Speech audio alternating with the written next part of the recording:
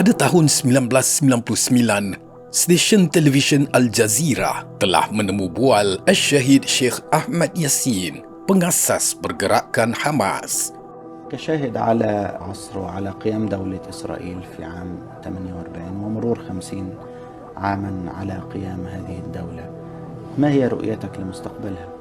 أنا أقول أن إسرائيل قامت على الظلم والاغتصاب، وكل كيان يقوم على الظلم والاغتصاب مصير الدمار. حتى لو يملك القوة التي تؤهله للبقاء. القوة لا تدوم، قلت أن القوة في العالم لا تدوم لأحد. الطفل يبدأ طفل ثم مراهق ثم شباب ثم كاهل ثم شيخ، خلاص. هيك الدول، هيك عمر الدول، تبدأ وتبدأ وتبدأ تنتهي للاندثار، ما في فائدة. وفي أي مرحلة إسرائيل الآن؟ أنا أقول إن إسرائيل بائدة إن شاء الله في القرن القادم في الربع الأول منه، وبالتحديد أنا بقول 2027 بتكون إسرائيل مش موجودة. لماذا هذا التاريخ؟ لأنني أؤمن بالقرآن الكريم. القرآن حدثنا أن الأجيال تتغير كل 40 سنة. في 40 الأولى كانت عندنا نكبة، في 40 الثانية بدأت عندنا انتفاضة ومواجهة وتحدي وقتال وقنابل، في 40 الثالثة تكون النهاية إن شاء الله تعالى. يعني هذا تقييم من هذا استشفاف قرآني. استشفاف قرآني. لأن ربنا لما فرض على بني إسرائيل في سيناء 40 عام، ليش؟ ليغير الجيل المريض التعبان ويأخذ جيل مقاتل. وجيلنا الأولاني النكبة راح، طلع جيل الحار والقنابل والجيل الجاي هو جيل التحرير إن شاء الله. Assalamualaikum dan selamat kembali ke Domir TV. Setiap kuasa di dunia ini tertakluk kepada sunatullah. Umat Islam perlu memohon kefahaman untuk mengenali sifat Al-Qayyum yang maha mentadbir Allah Subhanahu wa Ta'ala, yang menetapkan bahawa apa yang dijanjikan pasti terjadi. Hujah Al-Syahid Sheikh Ahmad Yassin bersandar kepada teori pertukaran generasi 40 tahun yang dinukilkan dari Al-Quran. Fahuwal hayyu wal qayyum, dialah yang maha hidup lagi maha mentadbir. Sesungguhnya, urusannya apabila dia menghendaki sesuatu, dia hanya perlu berfirman, kun fayakun, jadilah, maka jadilah ia. Sama seperti manusia, bangsa dan negara juga mempunyai kitaran hayat yang tertakluk di bawah tadbir urusnya. Ramai umat Islam yang putus asa apabila melihat kecanggihan jentera perang Israel. Namun Allah Subhanahu wa Ta'ala telah berfirman dalam surah Al-Isra ayat keempat yang bermaksud, dan kami menyatakan kepada Bani Israel dalam kitab itu, sesungguhnya kamu akan melakukan kerosakan di bumi 2 kali, dan sesungguhnya kamu akan berlaku sombong, angkuh dengan melampau.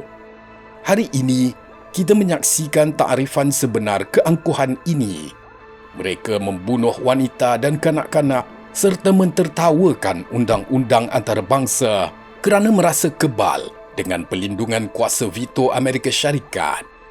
Kesombongan mutlak ini adalah petanda akhir sebelum kejatuhan mutlak. Pendedahan fail skandal Jeffrey Epstein baru-baru ini menelanjangkan sisi gelap kemungkaran global, membongkar order baru dunia yang hakikatnya didalangi oleh elit penyembah syaitan, proksi Zionis. Dengan darah di tangan mereka, kaum Yahudi Zionis kini memposisikan diri sebagai kaum yang paling teruk dilaknat di muka bumi. Pendedahan demi pendedahan ini memadamkan sama sekali mitos yang diagungkan mereka selama ini. Kaum Yahudi Zionis tidak lagi berhak mendabik dada sebagai kaum pilihan Tuhan. Walaupun populasi Yahudi tidak sampai 20 juta orang, namun mengapa Allah Subhanahu wa Ta'ala biarkan mereka begitu berkuasa? Sebenarnya kekuasaan ini bukanlah tanda reda, tetapi merupakan istidraj. Allah menaikkan golongan ini ke takhta tertinggi kuasa global hanya untuk memastikan hempasan kejatuhan mereka kelak menggegarkan seluruh isi dunia. Allah menjawab tentang pengakhiran golongan ini dengan tuntas dalam ayat ke-7 surah Al-Isra yang bermaksud, oleh itu, apabila sampai masa janji membalas perbuatan derhaka kamu kali kedua, kami datangkan musuh-musuh kamu untuk memburukkan muka kamu dengan penghinaan dan keganasannya, dan untuk memasuki Masjid Baitul Maqdis sebagaimana mereka telah memasukinya pada kali yang pertama, dan untuk menghancurkan apa saja yang mereka telah kuasai dengan sehancur-hancurnya. Selama 75 tahun, Israel bersembunyi di sebalik topeng mangsa Holocaust Perang Dunia Kedua. Tetapi Taufan Al-Aqsa telah merobek topeng penipuan itu. Melalui media sosial alternatif, generasi muda di Barat kini meludah kejahatan mereka. Imej mangsa mereka musnah, gelombang naratif media sedang beralih dan fasa penghinaan wajah sedang berlaku dengan dahsyatnya. Mereka akan jatuh ke tahap paling terhina dalam sejarah manusia. Tidak berlaku kiamat sehinggalah orang-orang Yahudi dibunuh, sehinggakan mereka berlindung di balik-balik batu, dan batu itu menyatakan, "Ya Muslim, di belakang aku ada Yahudi, maka bunuhlah ia." Apakah perang yang sedang berlaku antara US, Israel dan Iran ini merupakan kekacauan besar yang disebut sebagai Al-Malhamah Al-Kubra. Perang Dunia Ketiga yang mungkin dianggap peperangan terhebat umat manusia di akhir zaman bukanlah sesuatu yang mustahil. Perang nuklear akan menggantikan perang konvensional. Namun Allah Subhanahu wa Ta'ala Maha berkuasa untuk menentukan semuanya. Entiti penjajah Zionis sedang menempah tiket ke kuburnya sendiri. Kepulangan umat Islam ke Masjidil Aqsa adalah kepastian.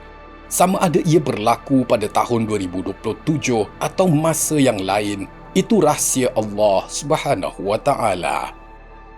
Tetapi persoalan terbesarnya bukanlah bila Israel akan hancur. Persoalannya, adakah umat Islam hari ini layak menjadi generasi yang menyambut kemenangan itu? Sebelum melaungkan takbir kemenangan, kita wajib menelan realiti pahit bahawa Al-Quran diabaikan. Al-Quran kini sekadar disimpan untuk berkat, bukan lagi diangkat sebagai pelan tindakan peradaban manusia. Umat Islam kini buta strategi dan hilang pedoman hidup. Umat Islam berpuak-puak. Wujud budaya takfiri hari ini hanya kerana perbezaan pendapat, politik, dan ia meruntuhkan ukhuwah sesama kaum muslimin. Kebencian lahir atas perbezaan warna kulit, sempadan geografi dan perbalahan parti politik. Materialisme dan hiburan melampau. Ummah menangis untuk Gaza tetapi masih membuang masa menatap skrin untuk hiburan kosong berbanding membela nasib golongan terpinggir. Kemenangan tidak akan lahir dari masyarakat yang mempertuhankan wang dan populariti. Jangan sekadar menjadi buih di lautan, banyak bilangannya, tetapi kosong jiwanya akibat cinta dunia. Perang akhir zaman sudah begitu jelas dinubuatkan dalam kitab suci dan risalah para nabi. Perang maha hebat itu adalah keniscayaan dalam konteks keimanan umat Islam. Berdasarkan surah Al-Isra, mungkinkah perang akhir zaman adalah waktu yang dijanjikan Allah sebagai hukuman bagi bangsa Israel ketika pasukan Islam dinubuatkan akan memenangi peperangan? Wallahu a'lam.